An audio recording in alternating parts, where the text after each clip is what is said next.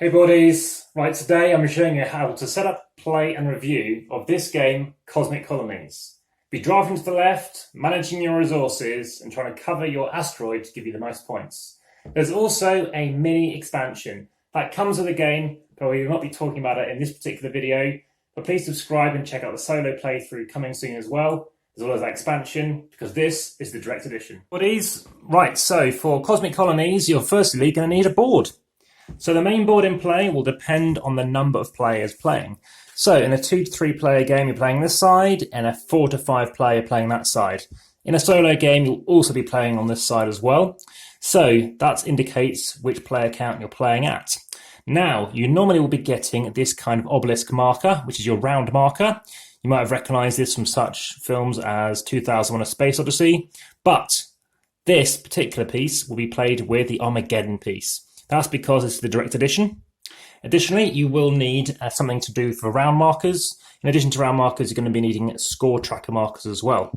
So for score trackers, you'll be placing out your piece. So the standard edition will have these large pieces here, which cover up these spaces, made of cardboard. But in the direct edition, you're playing with these plastic tokens, which fit on like that.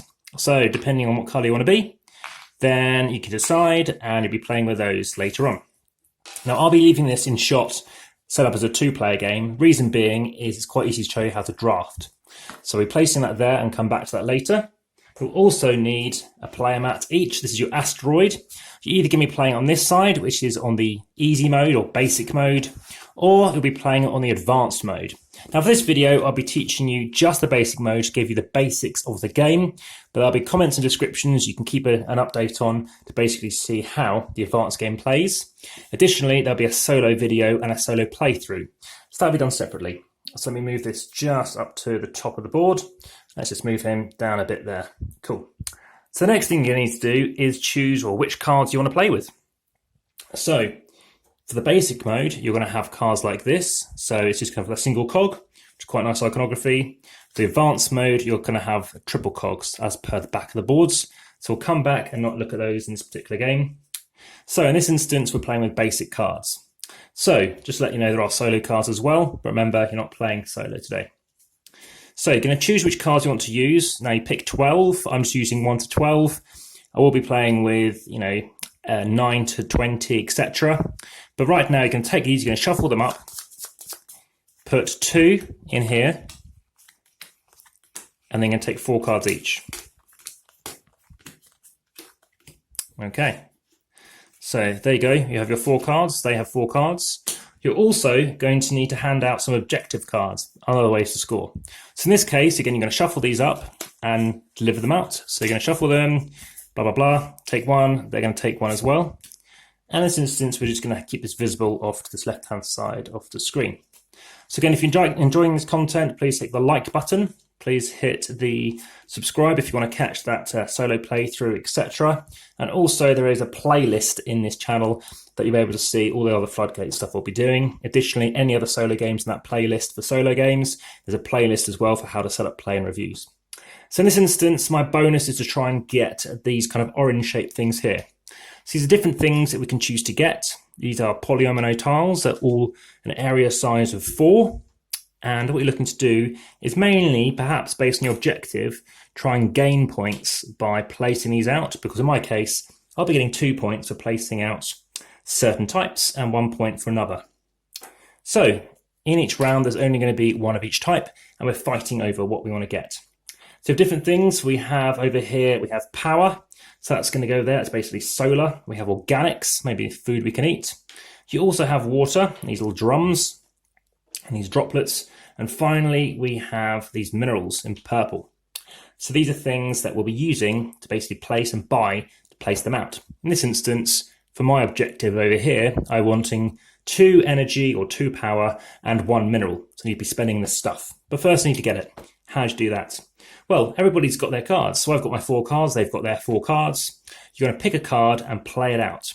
So in this case, looking at these 4 cards I have here, whoever flips over their card with the lowest value is going to go first. In this case, they're just going to randomly turn over. Say that one, they have a 12. I'm going to say this one here. I gain 1 from the supply. That's a before action. I take it now. And now I can pick. So that's going to go into my area over here. Apologies, I'm actually playing on the advanced side there. So you can tell because of this wedge. So quite an odd wedge, don't know why they need it, but that's why it's there. And that's basically where you can be placing your cards. So you're going to place one into your wedge there. And what you're looking to do is consider what things you want to be taking. Please also note that before you start the game, everybody will start off with one of these resources of each type as well. So you have something to work towards. In this instance, let's say I took that card, which obviously gave me one from the supply, and I'm playing obviously first. Now in this instance, I can choose to either build, so I could build out one of these things. So let's see, I could afford to build this thing here, which is exactly what I need, or I can gather resources. But in this case, I actually am going to build. So I'm going to take this and place over here. Now, where you want to place it is important because you have to build out from that location. And I'll tell you more about where you want to be building as well for another reason. So I'm going to spend my resources first and foremost. They go off to the supply. And that card is going to go and basically be played out, ready for the next person to take in a moment. Now, they take their turn. They're doing something. Let's just say they go here and collect. Now it's my turn. I pick a card. Let's just say I take this one. This tells me how many of one type of resource I can take, unless there's something down here which tells me otherwise. In this case, let's just say I want to take all of these. Now, if there were more there, I'd have taken up to the 4, subject to the fact that my warehouse can take up to 9. So this guy goes out, you play again, and there's your 2 cards played.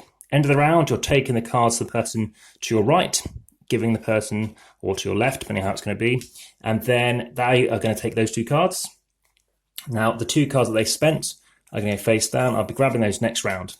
So now I've got my 2 original cards, which I've yet to play with, and I've got 2 new cards as well. Now, one other thing you do as well is you move on another round marker. So you play your 2 cards out, you move up the round marker, you take your 2 cards, place 2 cards down, again in a 2-player. If not, you're just cycling it round, which is a bit more straightforward, but I'm really glad they do have this little board here too. And you're going to keep going. Now, additionally, you're going to be filling up wherever you've used something up. So in this case, at the end of the round, you're going to get a new one of them. You're also going to be getting out, depending on the number of players, for each player, you're going to put a piece out as well. So you can place 2 in a 2-player game. 2 here, 2 over here, and 2 over there. So again, there's a max in a 2 to 3-player game of 5. So you're competing for these resources and you're trying to fill your board. Why do you want to be filling your board? Well, for every empty space that's visible that contains one of these, then you're going to be scoring a different value. If you've completely covered over all of these purple ones, you're going to actually take 15 points. If you've completely covered over all of these grayer ones, 10 points, the bluer ones, 5, etc. So it's important to try and cover over these bigger value things first. In fact, I won the game by 11 points by just completely covering these over. Depends what you want to do, because additionally, you can be scoring points for these. I could tell in the other game, the other person focused on these objectives. So that's something else to be aware of. Can you fill them in and are you going to be okay? Now, towards the end of the game, you'll notice you can't even go anywhere. Now, some of these cards let you modify and go off the board, which is fantastic. It allows you to do different things. Additionally, if you can get one of each type out, you're going to score 15 points for each set that you complete. So let me talk about some of these components and what I think about the game. So these really nice components, particularly these small little itty bitty things. I love the little tokens. I think they're fantastic. I like the fact they've got a flat stand as well. They can stand them up.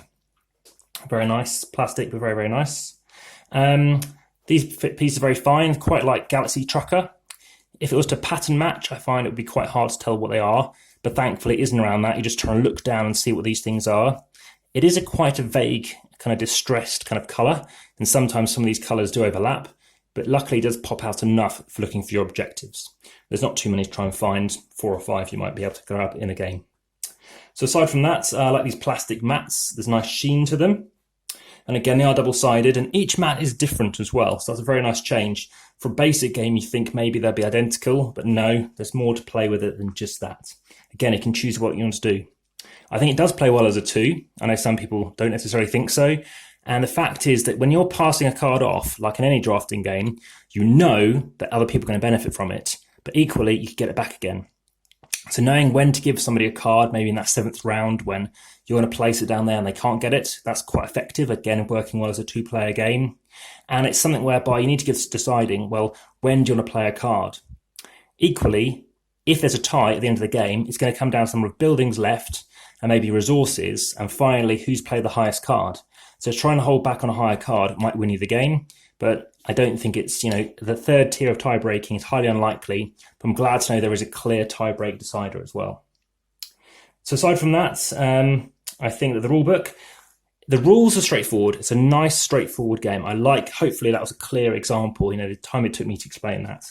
Having said that, I find the layout, and they were missing some examples. There's only one typo, but I think they can be a lot clearer on the why, when, how, and now, and how to do something.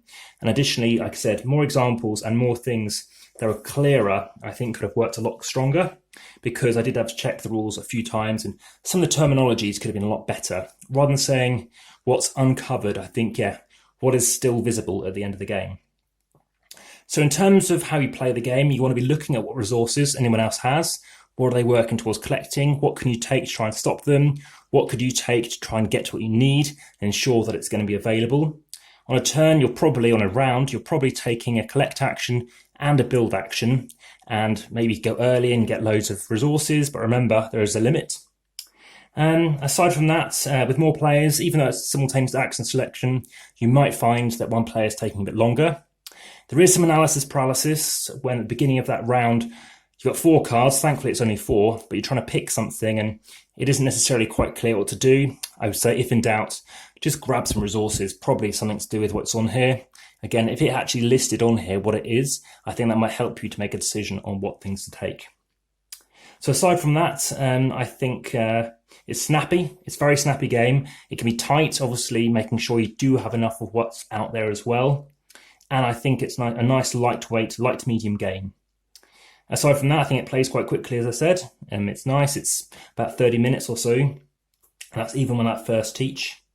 But yeah, I think the icons are pretty good. I think, again, sometimes a little bit more in the rulebook. I mean, it has a lot of nice pictures, but I feel like it could have just a little bit more on actually, an example of actually a complete turn. It's not missing stuff. But other things to talk about.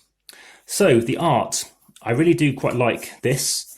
It's not my favourite art, but it's I do find like some of these are really quite cute and quite fun. I don't like these tiles as much, slightly. Again, it's galaxy truckery, which is fine, and it does work. It works with the theme. Some of the faces and stuff, I think it's quite fun. I quite like it. I like the layouts on the card as well. I think they're quite effective, so that's good. I've also, like I said, I'll give you a separate review for that solo mode, because I know there are some soloers out there and that's quite a big thing. That pretty much wraps up the review. I think there's a lot going for it. I think it's a very good to a great game. I think it's got everything else you can kind of want out of something, whereby you're picking something and building it out. It's a resource management. It's a drafting game, but if you like Splendor, if you like games such as Cartographers, if you like, Second Chance, any of the Polyomino games like Uwe Rosenberg, including Feast for Odin, the lighter games, Cottage Garden, Patchwork Express, as well as Indian Summer and Spring Meadow, I think this would be right up your streets. Again, it's about getting your resources and where you can play something out. Personally, in other videos I've seen, it'd be really nice and clear to see how you can swiftly see that you take this, you spend 2 of these, or let's say you spend 2 of them, and let's say it'll be one of them, to grab that and place on your board. Simple as that. Now again, that would be an illegal move if that was already here, unless you play a card which lets you play diagonally, which does exist. There's such a card in the deck. So, hope you found it of interest. Again, hit subscribe, check out the comments, and see the stuff that's coming forward, specifically from Cosmic Colonies. I think it's a great game. I think I prefer it to Tiny Epic Galaxies, which is by the same designer. Hope you'll enjoy this. All the best. Bye for now.